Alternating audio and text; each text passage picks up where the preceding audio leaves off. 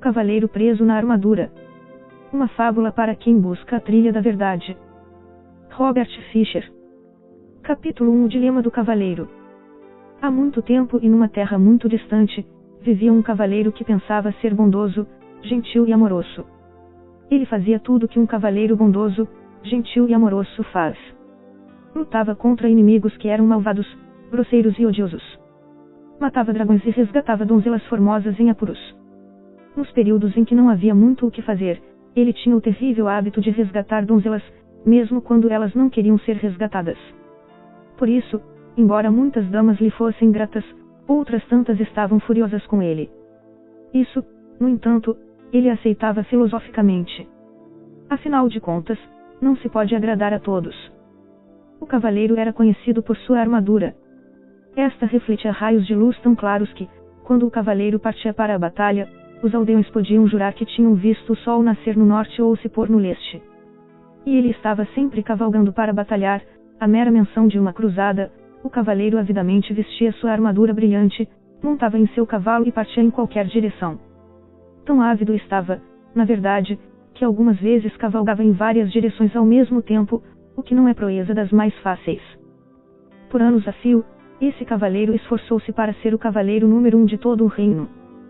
Sempre havia mais uma batalha a ser vencida, outro dragão para destruir ou uma donzela que precisava ser salva. O cavaleiro tinha uma esposa fiel e um tanto tolerante, chamada Julia, que escrevia lindas poesias, dizia coisas sábias e tinha predileção por vinhos.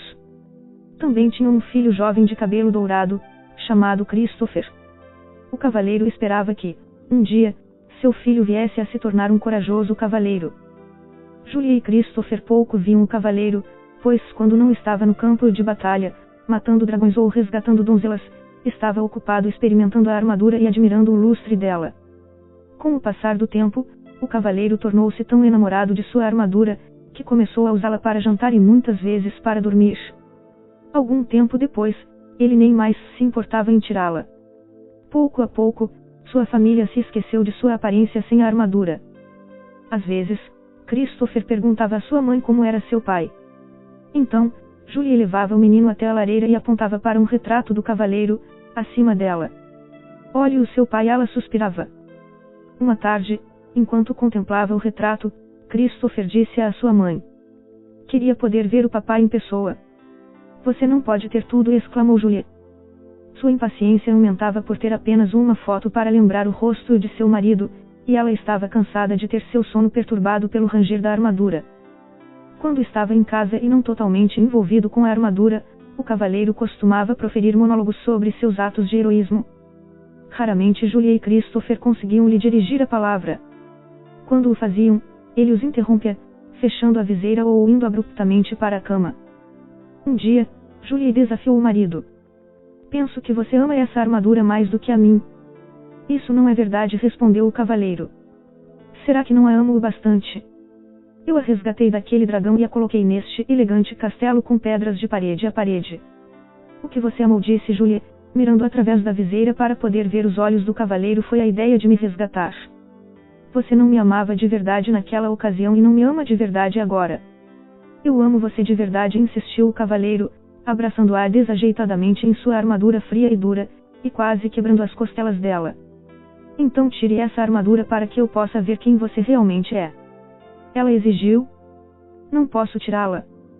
Tenho de estar pronto para montar em meu cavalo e sair em qualquer direção", explicou o cavaleiro. "Se você não tirar essa armadura, vou pegar o Christopher, montar no meu cavalo e sair de sua vida." Bem, isso foi um verdadeiro golpe para o cavaleiro. Ele não queria que Julia fosse embora. Ele amava sua esposa, seu filho e seu elegante castelo, mas também amava sua armadura, porque ela revelava a todos quem ele era: um cavaleiro bondoso, gentil e amoroso. Porque Julia não compreendia que ele era todas essas coisas. O cavaleiro estava confuso. Finalmente, ele chegou a uma conclusão. Não valia a pena continuar usando a armadura e perder Julia e Christopher. Relutante, o cavaleiro tentou remover o elmo, mas este não se moveu. Ele puxou com mais força. O elmo permaneceu imóvel. Perturbado, tentou levantar a viseira, mas, que chateação, ela também estava emperrada. Embora pelejasse com a viseira insistentemente, nada acontecia. O cavaleiro andou de um lado para o outro, muito agitado. Como isso pôde acontecer? Talvez não fosse tanta surpresa encontrar a armadura emperrada, já que ele não a retirava há anos, mas a viseira era diferente. Ele a abria regularmente para comer e beber.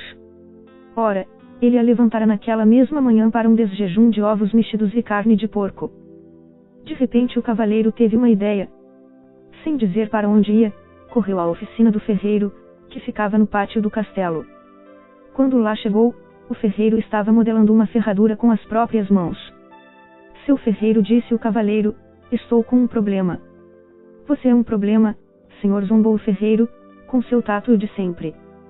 O cavaleiro, que normalmente gostava de fazer troça, olhou-o furiosamente. Não estou com disposição para suas gracinhas agora. Estou preso nesta armadura, ele vociferou, enquanto batia com o pé coberto de aço, pisando acidentalmente no dedão do pé do ferreiro. O ferreiro soltou um urro e, esquecendo momentaneamente que o cavaleiro era seu patrão, aplicou-lhe um violento golpe no elmo. O cavaleiro sentiu apenas uma pontada de desconforto. O elmo não saiu do lugar. Tente de novo, ordenou o cavaleiro, sem atentar para o fato de que o ferreiro agira movido pela raiva. Com prazer o ferreiro concordou, segurando vingativamente um martelo que estava à mão e desferindo uma vigorosa martelada sobre o elmo do cavaleiro. O golpe não deixou nem marca. O cavaleiro estava aflito. O ferreiro era de longe o homem mais forte do reino. Se ele não conseguia tirá-lo de dentro da armadura, quem conseguiria? Sendo um homem gentil, exceto quando o dedão de seu pé era pisado, o ferreiro percebeu o pânico do cavaleiro e foi solidário. Suas condições são bastante adversas, cavaleiro, mas não desista. Volte amanhã, depois que eu estiver descansado. Você me pegou no final de um dia estafante. O jantar naquela noite foi tumultuado. Julie ficava cada vez mais aborrecida, enquanto empurrava os pedaços de alimento que amassara através dos orifícios da viseira do cavaleiro. A certa altura da refeição, este lhe contou que o ferreiro tentara fender a armadura, mas sem sucesso.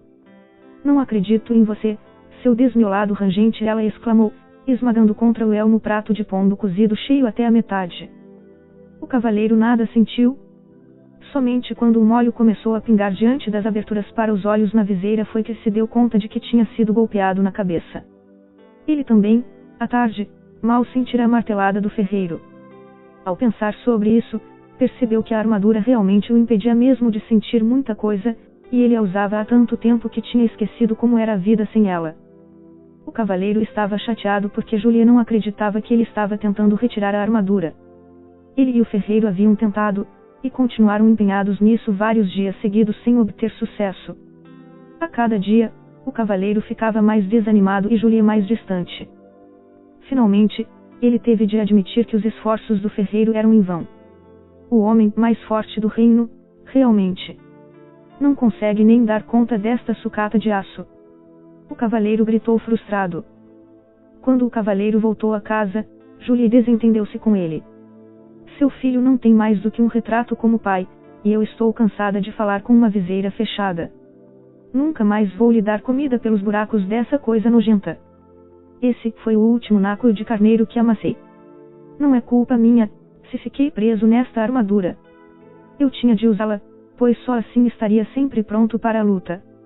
De que outro jeito poderia conseguir bons castelos e cavalos para você e Christopher? Você não fez isso por nossa causa, argumentou Julie.